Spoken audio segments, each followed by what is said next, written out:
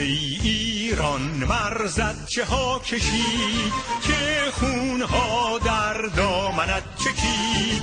دور از تو شد مهر مردمان، کی بر پا مانی در این جهان.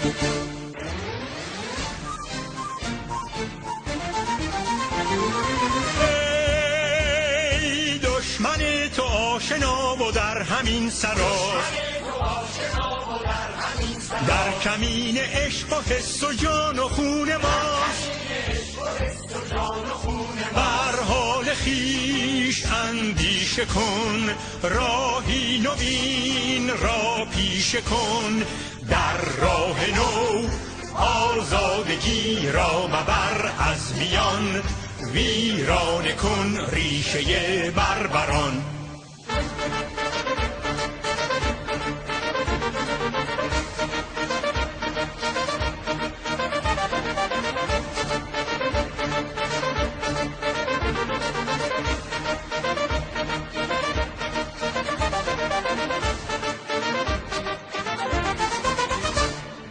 آزادی بهتر ز گوهر است، کی در تو انسان برابر است. خود برتر از دیگران مبین، خاکت مثل خاک دیگر است.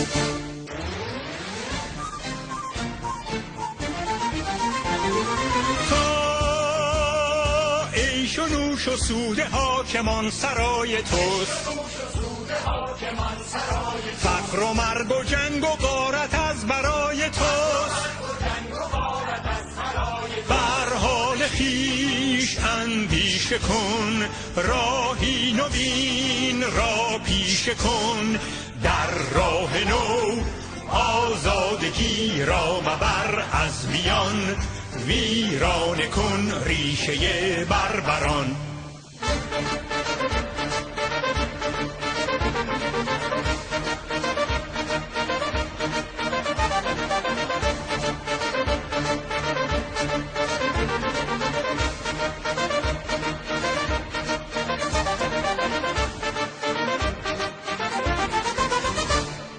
ایران مهر تو برون کنم، تا کی این دل از تو خون کنم.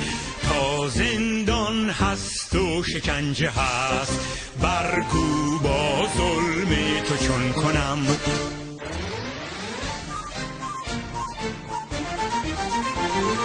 تا گردش جهان به دور آسمان بپاس،